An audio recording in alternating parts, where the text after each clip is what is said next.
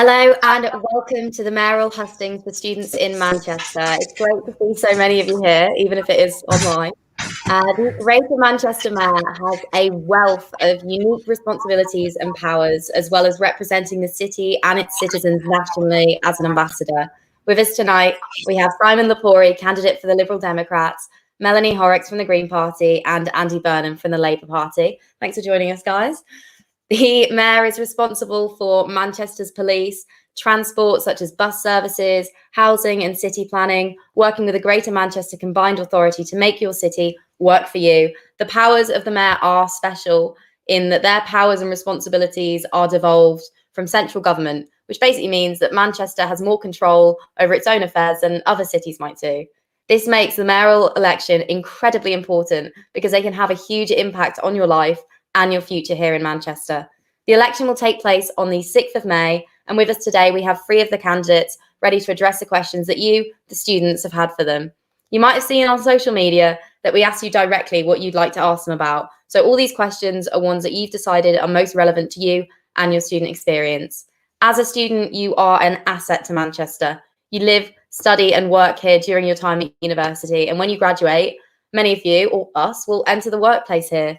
The student body of Manchester is over 100,000 people strong and one of the biggest student communities in the UK. And as students, you have unique issues, many of which have been exacerbated by the pandemic. Ultimately, you deserve a say in how your city is run. We invited every mayoral candidate to this hustings and have received apologies from Laura Evans from the Conservative Party, Nick Buckley from Reform UK, and the independent candidate Alec Marvel, and did not receive responses from the independent candidates Marcus Farmer or David Sutcliffe, or from Stephen Morris from the English Democrats. And with that, let's get to it. We will now have 1-minute opening statements from each candidate present that will tell you who they are and what they stand for, and importantly, why they deserve your vote. We'll start with Melanie Horrocks from the Green Party. Melanie, you have a minute to speak. Thank you. Hi, everyone, and thank you very much for having me tonight. I want to start, sort of not necessarily on policies, but just on a point of solidarity. I've been a student for what my father considers to be far too long a time over my life. I've done 3 years as an undergraduate at Manchester Met. I've done a year CPE at the College of Law in Chester. I returned back to Manchester Met to do my BBC. And most recently, I've just completed my master's at UCLan, and I've just started a PhD there as well. So a lot of the issues that are going to come up tonight are issues that I have lived and have gone through. The first 5 of those years that I'm talking about, I was in student digs. I was having to support myself. I, unlike many of you now, had the benefit of a student grant while I was going through, so wasn't facing the immediate tuition fees, but paying for 4 years postgraduate experience and taking on professional studies loans. I understand what that amalgamation of student debt really means and how it does continue to impact you. So that was really where I wanted to start, to really say I understand a lot of the issues we're going to talk about, and I want to be able to relate those to the policies that will come up as we go through the discussion tonight. So thank you very much for having me. That's all great, Melanie. Thank you very much. Next up, we'll have the 1-minute opening statement from Andy Burnham for the Labour Party. Thank you, Maisie. Good evening, everybody. And I just want to echo what Maisie said. I absolutely see you as a massive asset to our city region. We're really grateful that you've chosen one of our 5 universities, actually, with UA 92 as well. And it's our job to look after you and make this work for you. When I stood to be mayor 4 years ago, I was leaving Westminster. And I was leaving Westminster because I was fed up of the way it works down there. And one of the things that really used to annoy me was young people and students always being made the target for cuts. I said we would use devolution to do things differently, make you our priority for investment. And that's what I've done over the last 4 years. Really proud that I worked with the 4 universities represented on this call to create the country's first student mental health service. That is a brilliant service we brought in. And hopefully you see that it shows our commitment to you. Done other things as well, though, for younger people, free bus travel for 16 to 18s. Going forward, the thing I want to get over to you tonight, the big change I'm going to make that hopefully will improve your lives, is bring our buses under public control, create a London-style public transport system in Greater Manchester with a daily cap on what you can spend, no matter how many buses and trams you take. Later running services that I think would benefit a lot of you later this year. I'm bringing in a bike hire scheme on Oxford Road. We'll have electric bikes as well, which will also be part of the scheme. And as part of it, when we do bring our buses under public control and we can set the fares, I will look at whether we can have a lower rate for students. And I think that would make a big difference to you too. So anyway, loads more things to discuss tonight. Thanks for having me on. And I'll hand back to you, Maisie. All right. Thank you very much, Andy. That was great. We'll hear from our final candidate who's present tonight. This is Simon Lepori from Lib Dems. Just a reminder to any students listening that these are not all our candidates. But Simon, can't wait to hear from you. You've got a minute.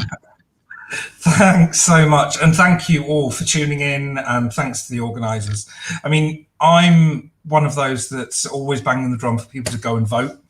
It does matter who you vote for, but as long as people vote, I'm happy. Your generation, 18 to 25-year-olds, you're only turning out by about 25% maximum over recent years. That's a travesty. It's shocking. We need to encourage more of your generation to vote and get involved. Bang down that door, make us listen to you. On a point, I'll follow on from Mel, actually. I used to work at MRI, so I know about the education campus, or the knowledge quarter, as it's now being called, along that Oxford Road corridor. And, I've been to university. I went in 1999. I was the first year group to ever pay tuition fees. My brother went a few years later and paid his tuition fees. So, I know how hard it is. And I know, I'm saddled with debt that I still have, and I'm 40 years old now. I do know a lot about the issues in Manchester Central, and I'm sure, as Andy said, we'll be discussing a lot of them over the hour. But no, thank you all for just being involved and being engaged. Thank you. All right, thank you very much, Simon. So we'll now be moving on to our question section of the hustings. Remember, this is all questions that students have sent in about issues that are important to them. Each candidate will have a minute to answer a question. They will also have 30 seconds available if they want to respond to anything another candidate has said or any back and forth. Just let me know. Okay, our first question. I'm going to give a brief trigger warning here about sexual harassment and assaults for any of our viewers. So MMU and Salford students ask, women students are valued equal members of the community that deserve the same rights, freedoms and protections as any other. Students have raised issues such as lack of street lighting in their area and harassment, and have taken action through campaigns such as Reclaim the Night. What actions do you plan to take under your mayoralty to ensure that women students are safe on the streets and campuses of Greater Manchester? Let's hear first from Andy Burnham from the Labour Party. You have a minute, Andy. Thanks, Maisie. Well, we have to do a lot more, don't we? We were all shocked to the core by the murder of Sarah Everard. We brought forward the publication of our gender-based abuse strategy, and you can go online and find that. We recognise that much more needs to be done. I've strongly supported Reclaim the Night, but that is basically a given. Really, we need to do so much more. I mentioned reforming our transport system. As part of that, I want to create a single number for people to call if they feel threatened on the transport system, whether they're on bus, tram, or wherever in the system, and increase the number of travel safe officers that we have. I've also said, that the point is that it's men and boys actually who are the people who can do most to change how women feel and improve people's sense of safety. So I've said, as mayor, if re-elected, I will lead personally a high-profile campaign aimed at men and boys about behaviour and how behaviour can make people feel and change, hopefully, the culture in Greater Manchester. Just lastly, and very quickly, Maisie, we also are going to work with bars and other venues with our nighttime economy advisor, Sasha Lord. We're looking at public spaces protection orders around them to make it much easier for action to be taken against people who are harassing or intimidating others or predatory behaviour of any kind. So these are all ideas that are in the strategy. I would encourage you all to go on and have a look at it, feed in your views, because it is a consultation and we want to work with you to get it right. But hopefully that's something that will move us forward. Thanks, Amazing. That's brilliant, Andy. Thank you so much. Let's hear from Melanie Horrocks from the Green Party. Melanie, you've got a minute. Thanks, Lizzie. I mean, in sort of looking at how particularly this issue impacts on students, my attention was drawn to the ongoing occupation at Warwick University that's happening now with regards to women's safety. And I think there's a really good sort of series of demands that have come out of that occupation that show how well the mayor and the city could work, and the city region can work with students and universities. And I think that Andy is entirely right. The issue about women's safety is not a women's responsibility. A women's responsibility, it is entirely that. And I remember even in my freshers pack, when I first started in my undergraduate degree, there was a series of sort of information about what not to do if you see a woman walking on their own. It's really pretty basic. You know, don't walk across the road at her, don't run up behind her, don't do those sorts of things that actually just encapsulate and grow the fear that women experience. And I think that's the sort of key messaging that needs to come out. Working alongside, and it's a really interesting demand from the students in Warwick about consent courses and explaining, and really tackling that sort of lad culture that permeates and continues. And I think that is something that we can work and deliver alongside universities. But street lighting is a really key issue. But in all of these discussions, I keep coming back to the fact that whilst women generally feel unsafe on the street, the biggest danger that women face is in domestic situations and from people they know. And that is where we have to put an equal amount of support in to make sure women are safe across the board, not just on the streets. So thank you. Thank you very much, Melanie. And now we'll hear the final response to this question. This is Simon Lepori from Lib Dems. Simon, you've got a minute. No, thank you very much. I mean, it's hard to disagree with anything that Andy said, because I think we're on the same page. And Mel is always a pleasure to hear her insights on this subject. Okay, so in central Manchester, around the education campuses of central Manchester, there is a problem. And it flows all the way down to Fallowfield and through into Withington. There is a lack of joined up working. I think the universities, I can't speak for UA92 or Bolton on this, or even Salford, but there is a lack of joined up working. And I think the police and the universities need to actually build a better relationship with students as a whole, in order to get a grip on the problem. And that it is a problem. It shouldn't be just brushed under the carpet. And I think that's, unfortunately, that's what's happening a lot of the time, because it's students. You're not going to be here that long, or you're going to move out. So why do we need to deal with the issue in Fallowfield or around the Oxford Road corridor? But they need to take a leadership role on it and actually build something that is going to outlast each year group and continue on. So whenever students come to Manchester, and especially women, they come to Manchester and they see this support network from police, from universities, and in some cases, if necessary, the health service, actually working together around that education campus and knowledge quarter, right the way through down Oxford Road into places like Withington and Fallowfield. It's abhorrent. Violence against women is abhorrent. I've been quite emotional about it over the past few months in various other meetings that I've had with the other candidates. And it should be, boys and young men need to be re-educated, I think. Is that a word? And told you need to lead from the front and do better. And I think that's the bottom line with this. Thank you. That's brilliant, Simon. Thank you very much. We've had some really interesting responses to the first question. So students watching, make sure you're taking note. The next question is on employability and graduate prospects. So Salford students ask, the government's response to the impact of COVID has decimated the opportunities available to students and graduates in the past year, and many students are contemplating whether they should even stay in Manchester. How will you work with universities and businesses to ensure that Greater Manchester students are able to find good jobs while they are studying, and that graduate level opportunities are made available and accessible to them?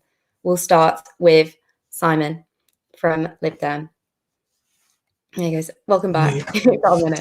Thanks. It's weird going from each of us, by the way. I thought that's the first time we're having to do that. So it's going to be a difficult few years. It's not just COVID.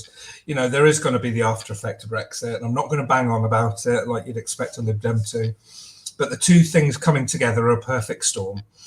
Our workforce, including all of you watching and all of your university mates, need to be literate for the next few years. You need to be prepared for whatever comes our way, whether that be a green industrial revolution. What skills will you need for that? Whether that be public service in healthcare, in policing, in social service, in government. Yeah. And the universities in Greater Manchester are providing those postgraduate opportunities. They, as a mayor, and I know Andy will probably talk about this, we can work more closely with them to tailor some of those courses specifically to industries and the jobs market within Greater Manchester. But it will be the universities that will provide that education, that training, and that curriculum. I've also spoken about putting aside some of the skills and jobs fund for a green skills revolution fund, so people can access that at any age to actually retrain in new green jobs, new green industries moving forward, because I think that's where Greater Manchester is going to find its success over the next 10 years, in actually being a leader in the world in green industries. That's brilliant, Simon. Thank you very much. Next up, we'll have Andy from the Labour Party, Andy Burnham, addressing the same question. Andy, you've got a minute. Thanks, Maisie. I really believe that the future success of our city region depends in considerable part on keeping as many of the people who study in our city region working within it. And that is a policy objective of mine to keep, hopefully persuade as many of you to stay here once you graduate. And I think we are building a bit of a success story around this. Let me just sort of boast, if you don't mind, for 1 minute. Greater Manchester last year was actually named as Europe's fastest growing digital and tech hub. I mean, it's an amazing thing for me to be able to say, but that is the truth. And names like GCHQ, Jaguar Land Rover, a whole range of diverse companies have come to city centre Manchester. If you look around you on Oxford Road, you can see high tech, high value employment being created in some of the clusters that we have, the City Labs development, for instance, that we have invested in as Greater Manchester. So the quality of the jobs is improving all of the time. In 1991, I graduated from university and I came home from Cambridge, where I went back here, and I sent thousands of CVs to all kinds of businesses across Greater Manchester and got nothing. And actually, there were very little jobs here back then. If you look at it today, Media City and all of the success that has brought, and then all the other things that I've mentioned, we are actually beginning to create a situation where you don't have to move to London to have a really good graduate career. You can have it in Manchester. So I think we're making progress. We've got to make sure the pandemic doesn't derail us, and it could do a little, and so the leadership coming out of the pandemic is going to be really important. I'm really clear. I want Greater Manchester to be the UK's leading digital city region, and I think we are increasingly. I also want us to be the leading green city region and create many, many thousands more jobs in the green economy. And just lastly, Maisie, you've seen the stand I took last year when the government were putting us under restrictions without giving us support. That was because I understand how critical hospitality, live events, music is to the lifeblood of the place. This is us, isn't it? We thrive on this and all the employment it brings and the buzz that it brings. And they were just kind of just shutting it down without a thought for the impact on people. So we took a stand. We fought for those venues, for those businesses, for those people who work behind the bar, the people who drive the taxis. And hopefully, because of what we did, more of those businesses can now reopen and create more jobs for students. So yeah, I mean, it's a really good question. It's been a tough time. I know it's been a tough time to be a student. I've got two in my house, not at Manchester, but at different universities. So I know what you've been through. I really do. But I think the city is ready to bounce back, and I'm ready to lead it in that recovery. That's great. Thank you very much, Andy. And now finally, we'll hear from Melanie Horrocks from the Green Party for her answer. Thanks, Maisie, and I will try very hard to stick to the minutes that you've asked us to stick to, unlike the other two. I'm interrupting. No, I'm only joking. You know it. It is a really sad reality that there are far too many students leaving work leaving university and working on the minimum wage, and that was before we had Brexit. That was before we had COVID. That was before we had all of the sort of almost domino effect of sort of disastrous events that have impacted on sort of work and prospects for people leaving university. And I don't think we can just say we can ignore them and move on. We've got to stare them straight in the face and say we know that that's a problem. So one of the main things, and it's not an immediate answer to what you've asked, but a really key thing that I've really promoted is to implement as a trial region across the whole city region a universal basic income. And that's really key, because what that actually means is that people can leave university and have a cushion that they're not going to be leaving in huge amounts of debt and then potentially amalgamating more and more as it goes ahead. And it gives you the freedom and the opportunity to actually explore and look at other options rather than going straight into employment. And it really rewards those who go for an entrepreneurial route to go into sole trading. You know, we are a city of innovation, and our universities really lead the way. But I want to go back to an issue that was brought up at the Hustings on the BBC at the weekend.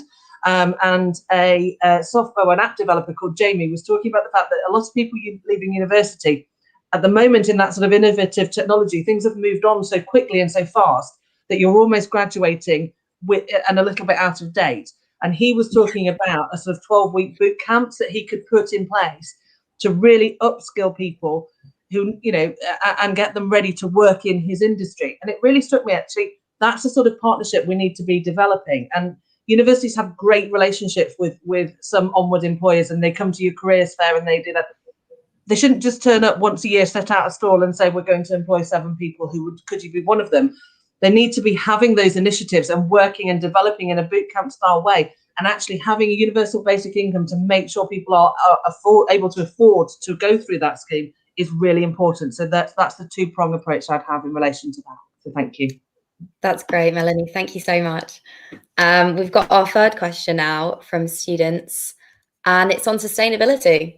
So this came from Manchester and Salford, this one, and they are asking, what is your plan for tackling the climate crisis in Manchester, including improving our green spaces by reducing litter? We'll go straight back to Melanie from the Green Party with this one. Gee, I'm always first on this one. A lot of my policies, and in fact the vast majority of them, are all tailored around sustainability and putting the climate emergency front and centre. That is who we are, and no matter what any of the other parties try and say, they are not as green or more green than the Greens. We are leading truly the way on this. And one of the key aspects that I've looked at is around public transport, and to enable us to have a public transport system that links up and works for everyone across the city region, but in particular that would enable everyone to be able to take bikes on and off trams, on and off buses, and to cycle at sort of end and start of those transport routes, but also to have really safe and secure storage for bikes at those interchanges and hubs, so that you can leave your bike there if you need to do that. And obviously with a lot of campuses, I know what it's like when you're trying to get from one end of the campus to the other. Being able to get on your bike and get around would actually make a really big difference. But if you can't get your bike to university because you can't get it on public transport, that's not going to work well and be an option. So I think that really makes a big difference. But actually, the where I keep coming back to, I've come back to it with pension investment across Greater Manchester, and I come back to universities. We have got to divest as universities from fossil fuels. And that's got to be a really key issue. I know it's something that comes up at Manchester University. I know that's been a really long battle for some years to get divestment. And actually that just is just around not just individual decisions from the university, but actually who they encourage to those sorts of affairs that I was just talking about. We don't want fossil fuel heavy industries being brought in and unless they're coming in with something amazing and green, and I'm really not sure they're going to. We don't, you know, they shouldn't be there in universities.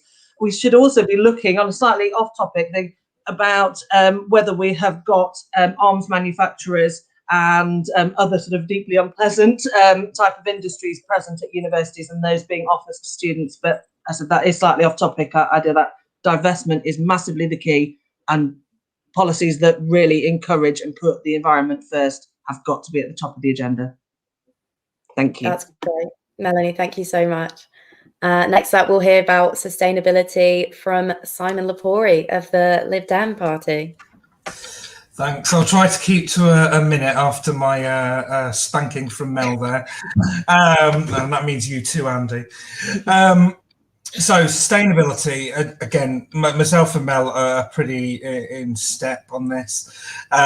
She hates it when I say that. But I want a fully active travel system integrated into a public transport system that's cheap, easy, clean and safe to use. We want to get cars off the road, and if we can't get the cars off the road, we want them to be electric. So we'll need more charging points. It's not the final answer, as I'm being told constantly by Mel, which is fine, and that's right. You know, we have pollution, particulate pollution off wheels, and you know, in the realms of sci-fi, I know the Graphene Institute is working on a lining for tyres to stop the breakdown of tyres on our roads. So that may happen in the next 10 years. We want to be, you know, I want to be able to recycle more. I think in Manchester, we don't recycle enough. You can only put some plastics into a recycling bin and not others. We incinerate far too much in Greater Manchester. I need that reducing. And I think if it is my minute up, I think that may be it. We've got a little bit over, but you can make your last point if you want. No, that's it. Let's go through them. Come on. All right, Simon, thank you very much. And finally, for the sustainability question, let's hear from Andy Burnham from the Labour Party. Well, I'm going to be possibly accused of favouritism here, but I'm going to have to recognise that the University of Manchester was named last week as the world's most sustainable or environmentally friendly university. Now that is pretty good going. I know our other universities are doing great things as well. Salford's got a fantastic green construction centre of excellence. Anyway, they're all doing good things, but that is fantastic. And actually the university really helped us, the Tyndall Centre at the University of Manchester, with our own plan for a zero carbon city region. And they gave us a science-led target of 2038. I think we're the only city in the country to have a science-led target rather than a political target. It's much more credible. I called a Green Summit when I was elected. I got it adopted. So 2038 is adopted right through the city region now. And just to not go over the minute, we've aligned a plan with Electricity Northwest to decarbonise the grid by 2038. We are launching a retrofitting task force to start decarbonising all of our buildings and homes. And I've talked about an all electric bus and tram system, London style system. I signed off a massive amount of money to build the country's largest segregated cycling and walking network. So, you know, I know Mel says you can't out-green the Greens, but I'm not doing too bad, Mel. That's a pretty good record, I would say. All right, thank you very much, Andy. That was brilliant. This next section, I do want to give another brief trigger warning for that we are going to be talking about some institutional racism. So if any viewers are offended by that, just as a heads up. So we have seen racial profiling on campuses, unfortunately, a lot this year. We've seen stop and searches, and this came up quite a lot in the student questioning. It's widely acknowledged as, you know, a huge issue globally, nationally, however you want to look at it. MMU students ask, how will you address institutional racism in the Greater Manchester Police? So I brought you all here if you want to have a bit of a discussion with it, but we've got Andy, you're set to answer first.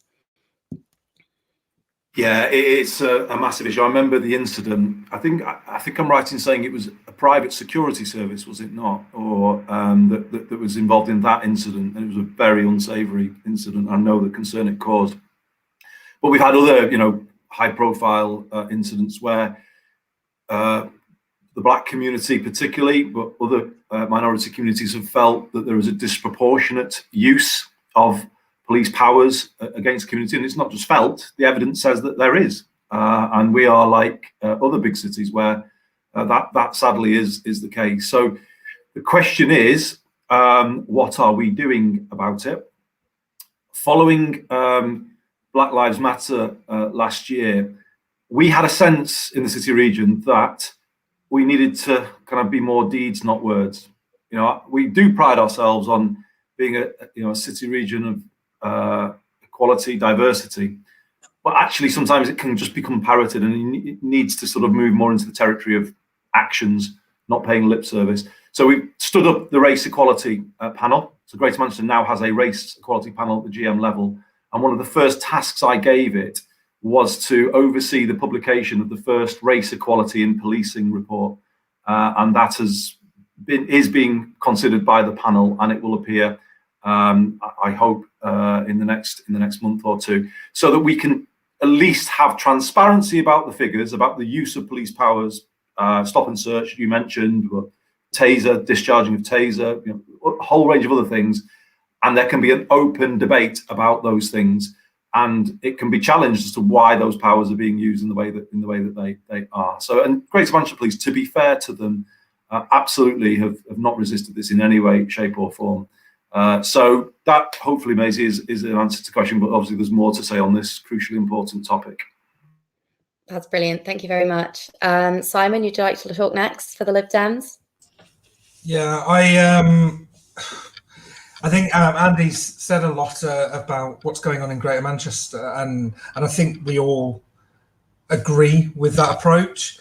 I mean, nationally, when you've got a report into institutionalised racism being doctored and manipulated at national level, it doesn't help, and it doesn't make those in ethnic minorities feel comfortable and safe in this country, which is ridiculous.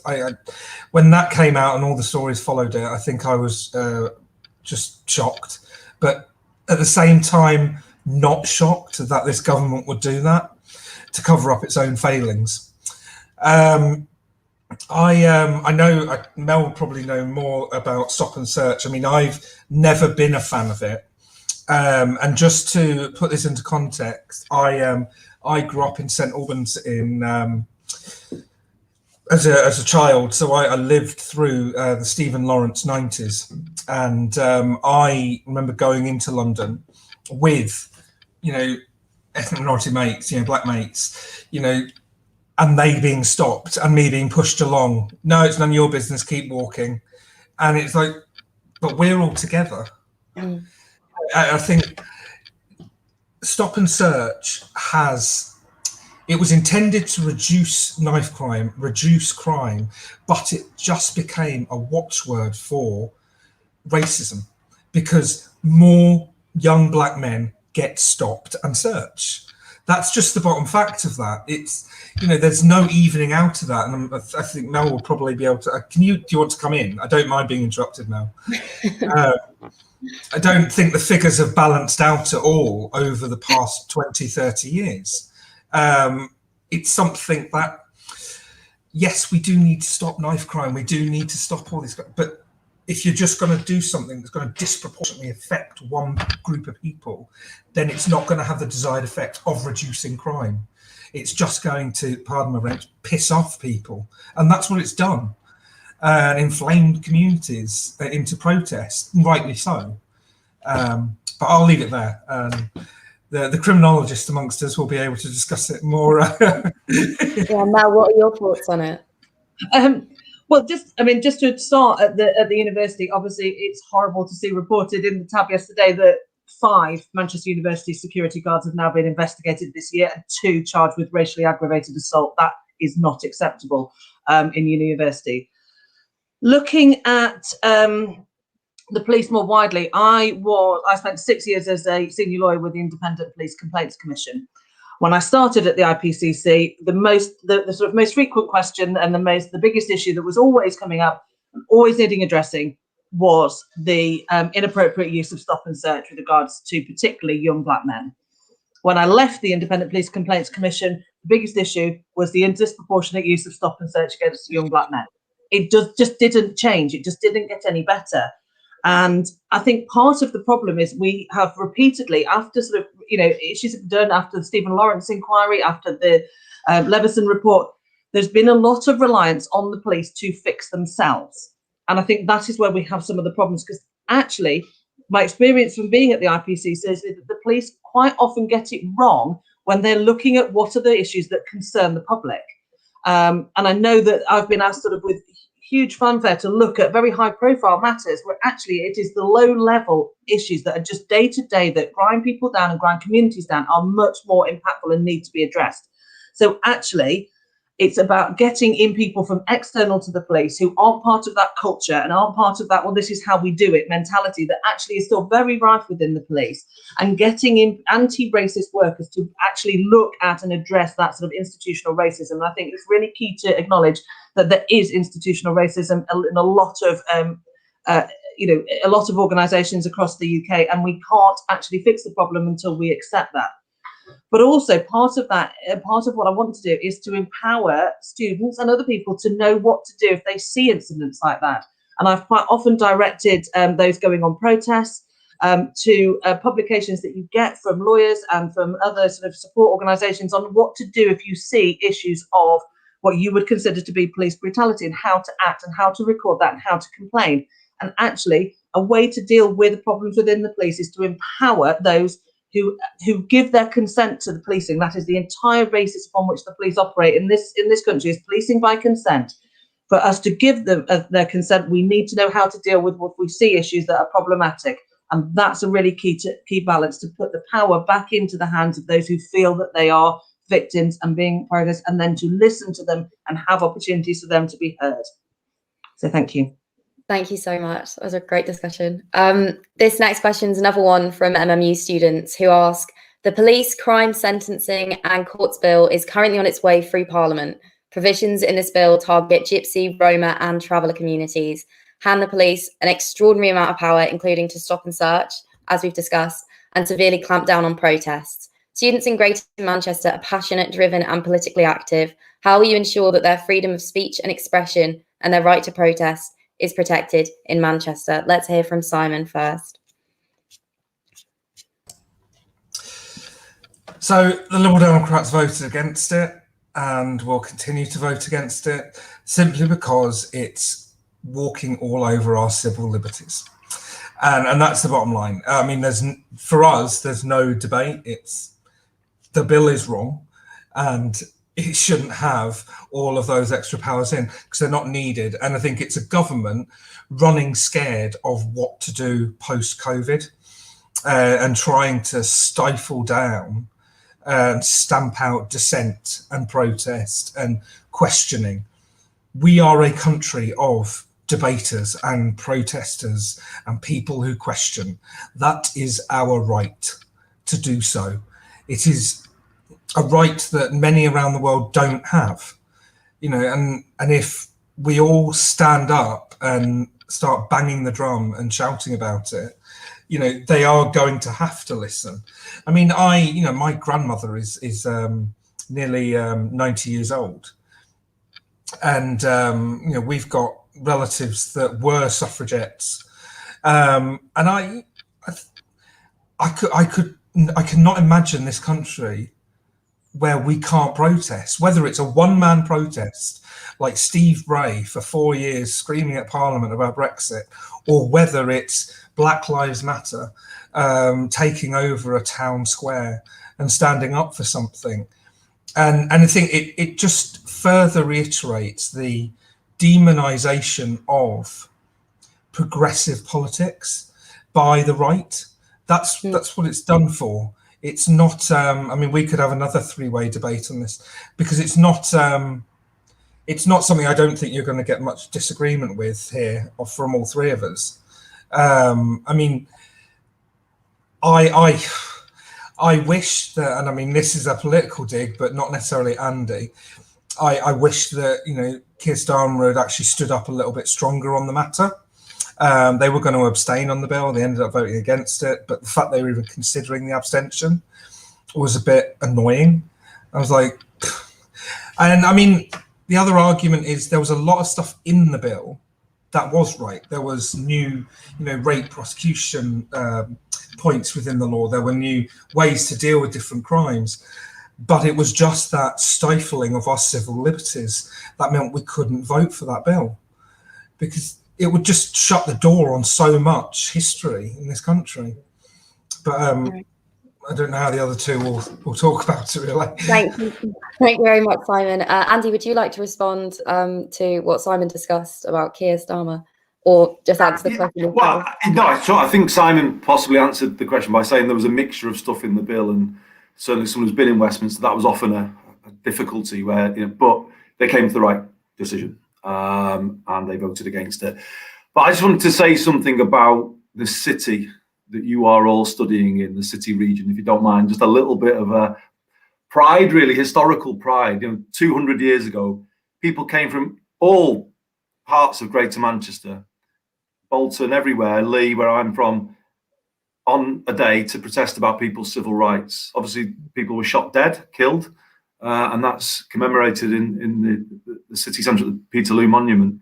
But that happened on our streets. People were campaigning for the rights of working people to have democratic representation. Then you go, you know, further on from that, the mill workers voted in 1863 that they would not handle slave pick cotton. You go on from that, the trade union movement was founded at the Mechanics Institute on Princes Street. That is in the tradition of the city region. Then you go on from that to the suffragettes and what they did to change things using protest.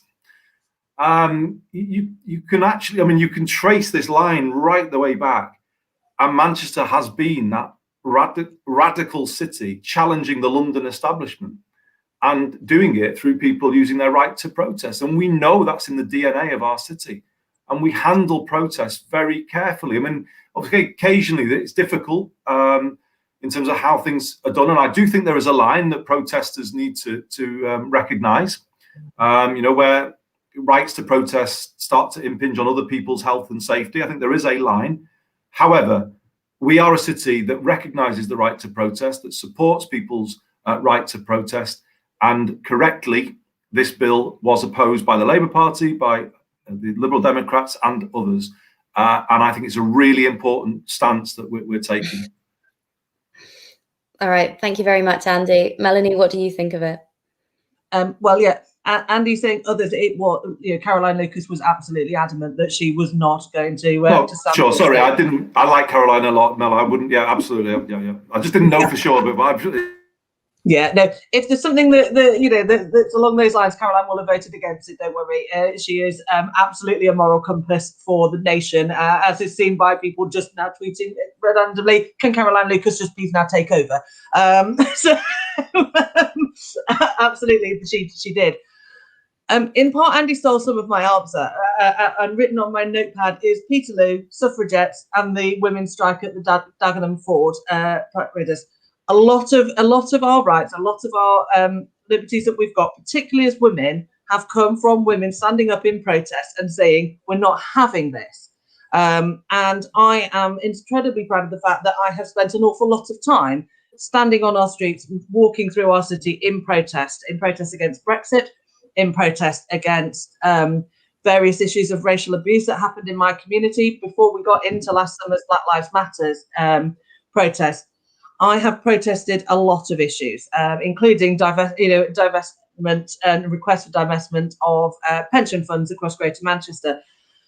This is an absolutely fundamental right that we should have, and it is really important that it's protected. And actually, I think it really speaks of where we're going as a nation if there is an attempt to quash that protest, because And it's a very scary place. And the sort of places across the world where peace or protest is not allowed, and not the sort of places that we want to be going on our holidays as soon as we're allowed to go away. And I think that's what we've got to have as a watchword. Actually, what does this mean? And it's not just about my right to go and stand on the street and sort of shout. It's about our nation's right and who we are as a nation and whether we find that acceptable. So absolutely, I was 100% behind Caroline. And in fact, I went so far as to say if Keir Starmer hadn't changed his mind on it, it would have been a really, really crushing blow for the Labour Party. It was wrong to even consider that, in my view. Sorry, Andy.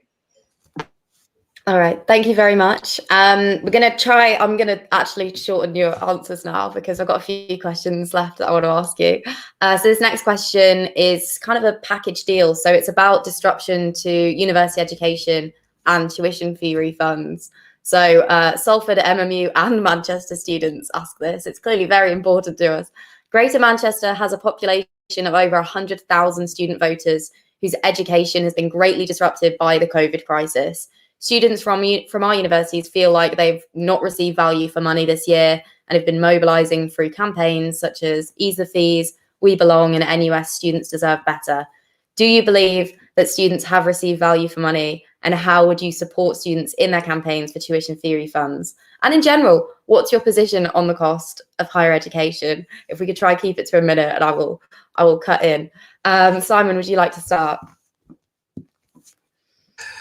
Yeah, well, Michael has got a checkered history on this. So I just want to start by saying when I went to uni year up front, I didn't have a tuition fee loan. You had to walk in with £500 in December and £500 in April to pay my tuition bill. So do I agree with tuition fees? No. I don't think they should exist. I think education should be free at the point of delivery. Do I think they are embedded in our society now? I think after 22 years, I think in some shape or form they are.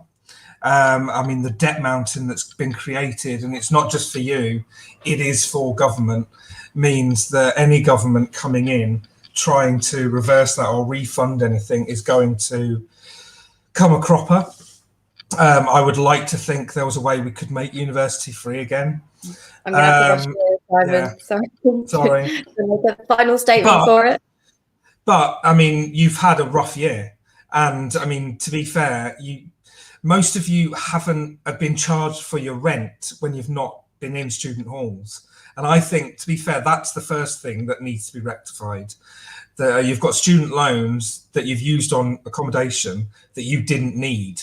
So, that needs to be rectified straight away. But a reduction in student fees for this year wouldn't be out of the question, in my opinion. Thank you very much. Melanie from the Green Party, what are your thoughts on higher education, how you could support students with their tuition fee refunds?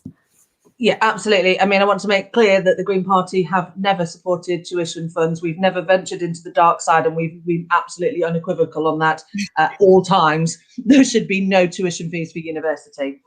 Where I start off is to look at the fact that universities have made have had a reduction in outgoings over the last year. You haven't been having to heat buildings, you haven't been having to light them, you haven't been having to run computers. And in the same way that it's cheaper to go to the Open University because they have not got those overheads, I think the universities need to look at what savings that they have made over this time when they've been shut, and look at how that can be passed on and assist students who are in particular in debt and in difficulty.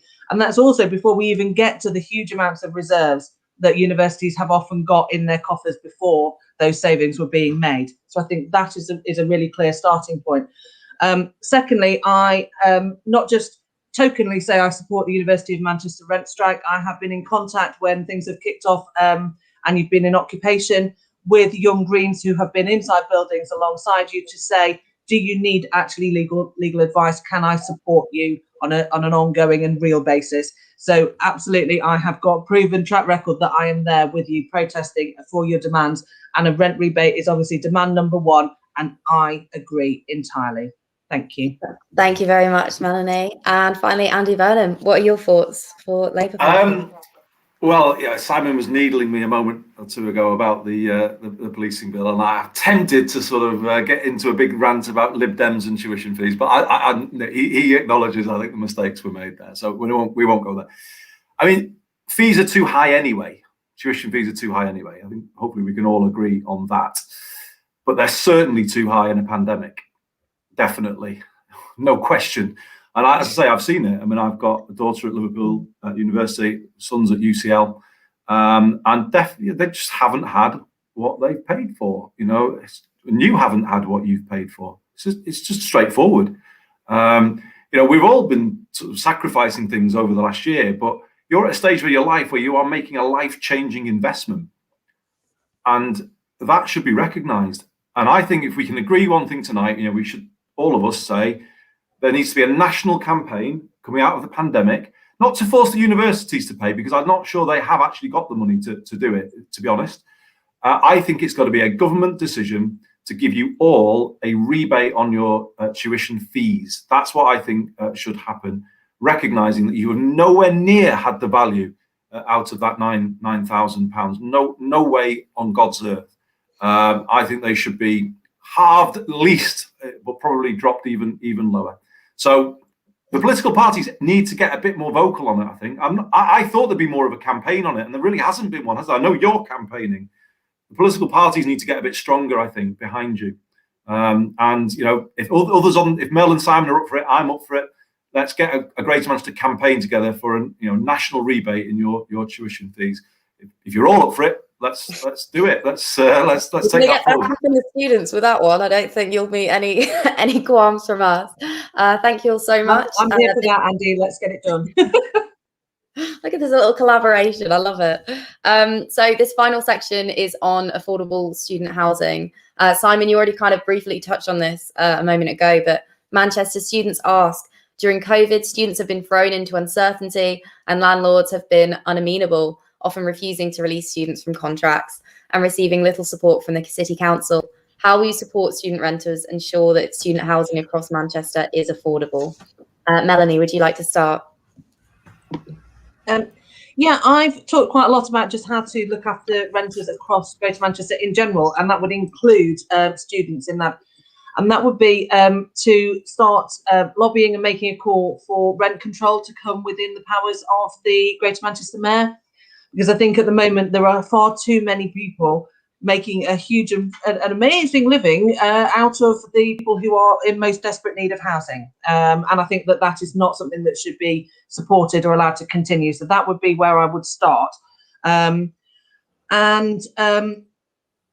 It's really clear to me, it just shouldn't cost more for you to be away from home than it should be for you to live at home. And, you know, it seems to be a real trend and a move that when I was at university, we were living in sort of slightly run down moss and mold filled properties in around Fallowfield and Moss Side that were pretty grim, whilst private landlords made a sort of a killing. Now, since as I've watched the city change and grow, it's been the sort of luxury student accommodation that's sort of being built, and I've seen particularly where I used to live in Hume, the accommodation around Burley Fields was something that I could have only dreamt of as a student, was we huddled under blankets because we couldn't afford heating. But actually that all comes with a cost. It genuinely is real as well. I'm not just playing for sympathy. But that all comes with a cost, and that's sort of where we've got to get the balance right, is has that just been put in to be another sort of cash cow to make money out of students, and how is that, where is that money going to, I think is the really key ask. And is it actually proving value for money? And I'm not convinced it was when I was a student, and I'm not convinced it is now. So rent control is a really key issue across the board for me. That's brilliant. Thank you very much, Melanie. Andy Burnham from the Labour Party, how would you respond to that? Yeah, I agree with what Mel has just said. There is a problem generally in Greater Manchester with the lack of regulation of the private rented sector. There are good landlords, but there are a lot of unscrupulous landlords who take money from obviously rent, but also benefits, and don't treat people properly. They levy unfair fees, they use eviction powers too quickly. They don't sometimes invest in the basic upkeep of the property.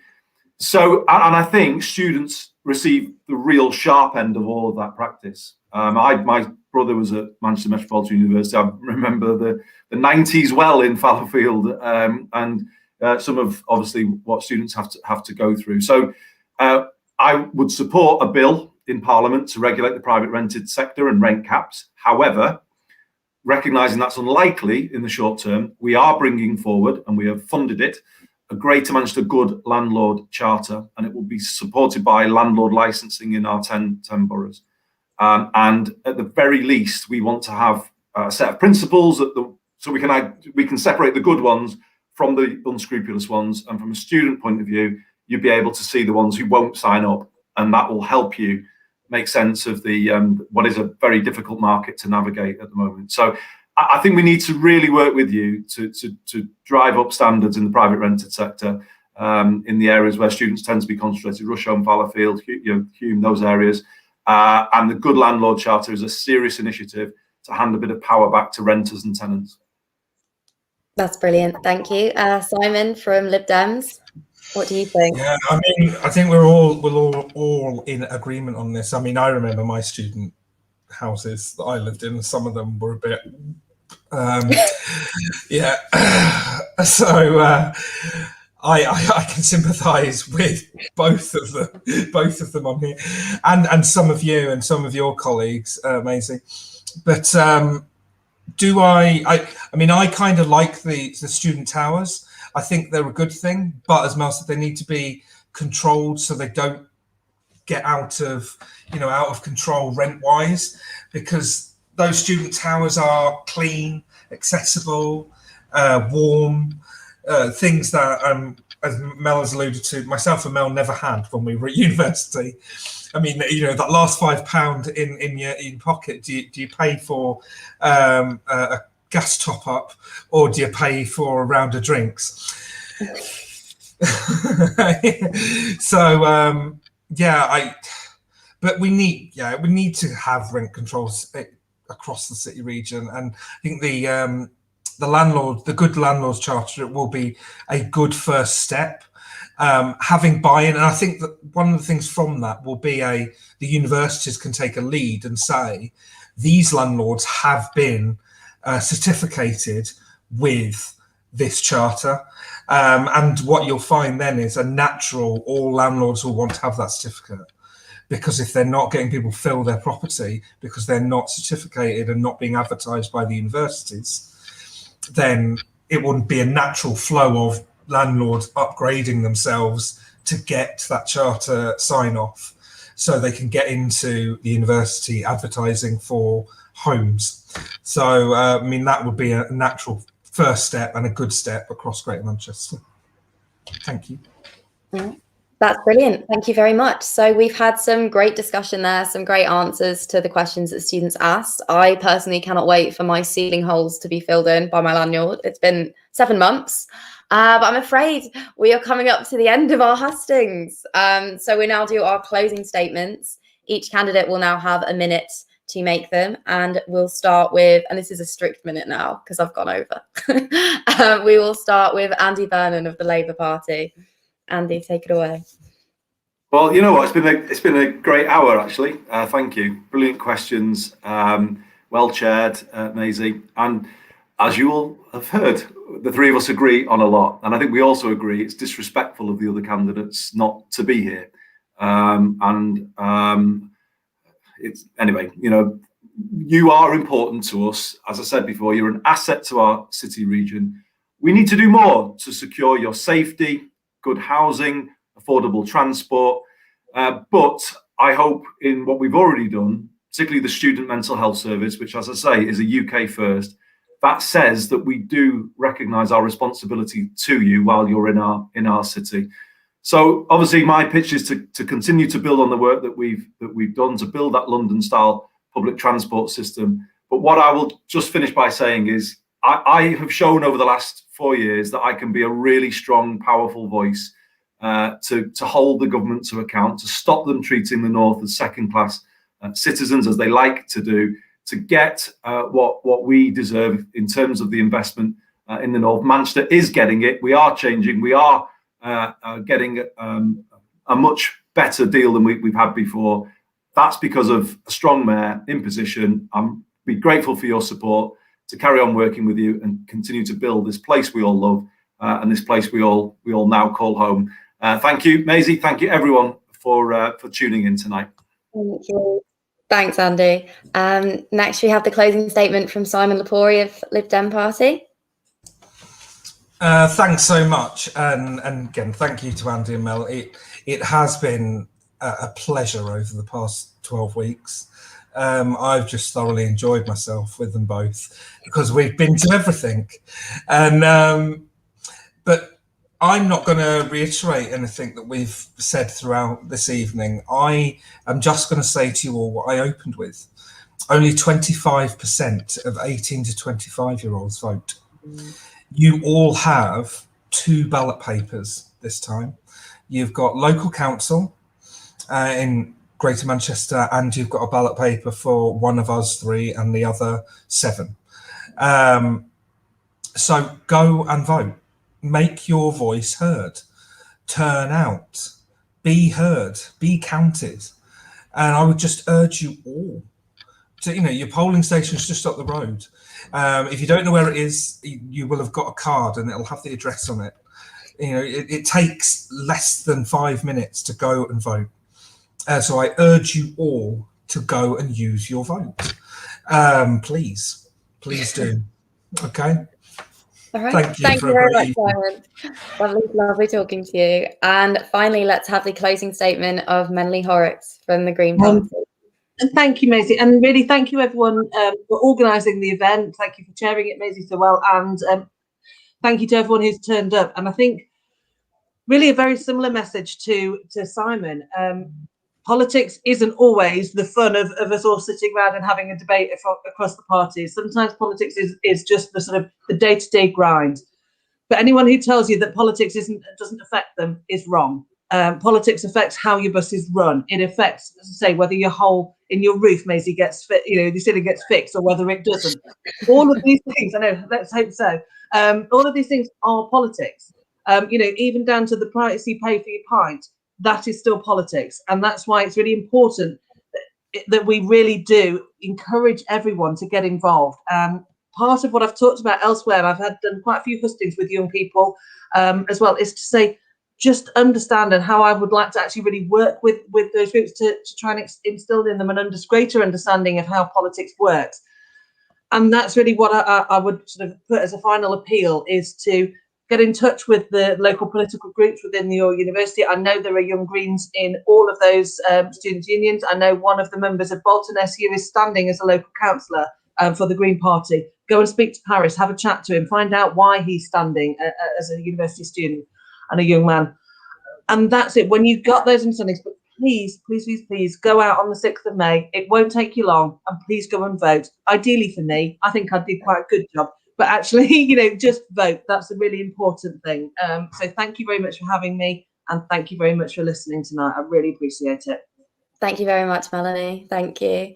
And that is a wrap. We've heard from 3 candidates on issues that are relevant to you being a student and your experiences, from the climate crisis, policing, and your safety on campus. Thank you so much to all the candidates for being here and for recognising how important students are to Greater Manchester. Remember that the polling day is on the 6th of May. You'll receive a polling card in the post, which will tell you where your polling station is. Like Simon said, show up. Polls open at 7 a.m, it close at 10 p.m, so you'll have plenty of time to have your say. You'll be able to vote for your local councillors and the Mayor of Salford if you live in Salford. And you can visit gmelects.org.uk for more information on the candidates and the election. Remember that not all candidates were here today, so you may want to go read some other manifestos and ideas to get a taste of what everyone else is up to. Remember that you are a member of the Manchester community. You live, study and work here, so you should have a say in how it's run. These elections will impact your everyday life in tiny little ways that really amount, like Melanie said, buses, as well as your future in Manchester. So your voice at the ballot box is vital to make sure that your city works for you. Thank you again to all the candidates and to our viewers. I hope to see you at the polls, and best of luck, everyone.